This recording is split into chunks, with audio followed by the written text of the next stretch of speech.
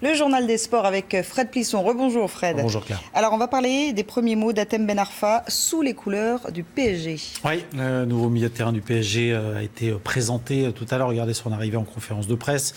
Il a succédé à son nouvel entraîneur, l'Espagnol Unai Emery. 2 années de contrat pour celui qui, avec Nice, regardez ce beau costume, a marqué à 17 reprises en Ligue 1 la saison dernière. Juste petite séquence. Question posée à Hatem Ben Arfa en préambule. A priori, un journaliste ami. Écoutez-le. Depuis que tu as commencé en Ligue 1, on ne cesse de dire et d'entendre qu'avec ce que tu as dans les pieds, avec ton talent, tu peux faire partie des 5, voire plus meilleurs joueurs du monde. Là, tu te retrouves dans ce club, le PSG, avec un effectif extraordinaire.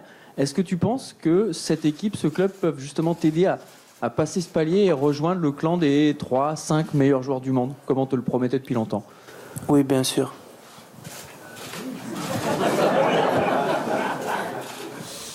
Voilà, fin de la conférence. Non, je plaisante, évidemment. Fin de la conférence de presse d'Hatem Ben Arfa. Réponse en 3 mots. La question était un peu ridicule. En tout cas, ça prouve qu'Hatem Ben Arfa a de l'humour. On va l'écouter un peu plus sérieusement, cette fois-ci, sur son bonheur d'être enfin au Paris Saint-Germain, le club dont il a finalement toujours rêvé. Écoutez-le. C'est que du bonheur. Il y a un an, j'étais au chômage. Donc aujourd'hui, je me retrouve dans un des meilleurs clubs du monde. Donc pour moi, c'est que du bonheur, du plaisir. Donc c'est une fierté et je savoure et c'est une récompense de tout ce que j'ai vécu. Après la route est encore longue, mais je suis déjà content de ce qui se passe en ce moment. Voilà. Bon, on présentera les images, parce qu'actuellement, vous savez, il y a les photos avec le maillot, le ballon au Parc des Princes. On écoutera également l'entraîneur espagnol. On reparlera également de tout ça, également dans 20h Foot ce soir. Bien évidemment. Alors, les Bleus se préparent à affronter l'Allemagne jeudi en demi-finale de l'Euro. Ouais, enfin un choc, effectivement. Ce sera à Marseille, au Vélodrome, à partir de 21h, au lendemain de cette belle qualification face à l'Islande. Hier soir, au Stade de France, c'est Olivier Giroud qui était convoqué devant la presse. Didier Deschamps fait toujours bien les choses. Double buteur hier face à nos amis islandais. On va faire le point, évidemment, sur l'actu des Bleus aujourd'hui, qui seront tout à l'heure à 17h à l'entraînement. On vivra ça sur iTélé. Et le point sur la conférence de presse de Giroud avec Olivier Le Foll. Il est là.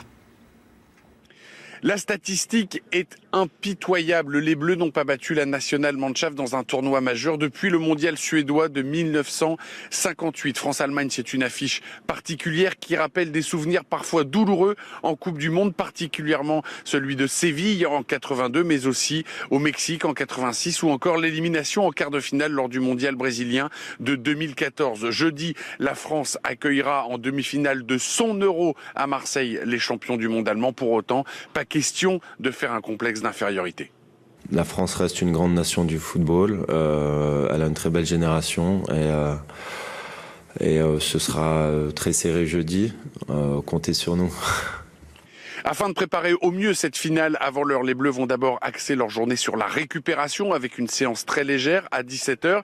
Il faudra ensuite remettre le bleu de chauffe avec 2 entraînements à huis clos demain et mercredi. Toute la question est de savoir ce que va préparer Didier Deschamps. Va-t-il reconduire son 4-2-3-1 très offensif que l'on a vu lors de la deuxième mi-temps face à la République d'Irlande et qui nous a emballé lors du match face à l'Islande? Ou alors reviendra-t-il à son 4-3-3 avec N'Golo Kanté de retour de suspension en sentinelle, histoire de sécuriser un petit peu plus le milieu de terrain? Réponse dans les heures, dans les jours qui viennent.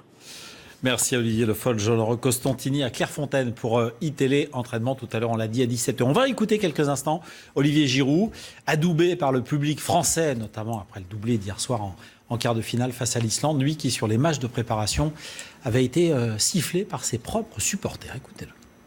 Oui, c'est toujours agréable d'être ovationné, comme vous l'avez dit. Maintenant, encore une fois, aucune revanche par rapport à ce qui s'est passé dans le passé. Voilà, je pense avoir la bonne attitude sur le terrain, c'est le principal et je donne le maximum pour l'équipe. Karim est un joueur de la sélection de l'équipe de France. Voilà, il sera amené à revenir. J'ai aucun souci avec lui. Voilà, mise au point importante également sur le cas Karim Benzema. Ça c'est dit et c'est important également. Regardez les images du dernier entraînement de notre adversaire en demi-finale.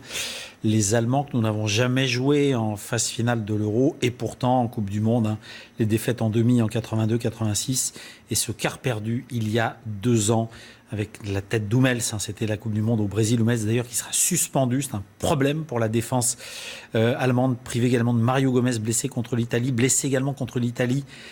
Khedira, milieu de terrain du Real, c'est officiel depuis la mi-journée. Il ne sera pas là contre la France, touché au genou droit, élongation du ligament antérieur. Donc voilà, en tout cas pour ces dernières images, on écoutera les Allemands qui étaient tout à l'heure en conférence de presse un petit peu plus tard, et notamment cet homme à droite, le sélectionneur Joachim Löw. Juste une image de voile également, puisque est parti de New York samedi, François Gabard sur son grand trimaran massif. Regardez les images pour battre le record, tenter de battre le record de la traversée de l'Atlantique Nord détenue depuis 3 ans par Francis Joyon en un peu plus de 5 jours. François Gabard doit franchir la ligne au Cap Lizard avant jeudi 5h du matin, mais l'info elle est là. Il a battu cette nuit le record du plus grand nombre de milles parcourus en 24 heures. Tenez-vous bien, 785 000, 1260 km à la voile en 24 heures. 1260 km, pour vous expliquer, c'est la distance entre Lille et Barcelone.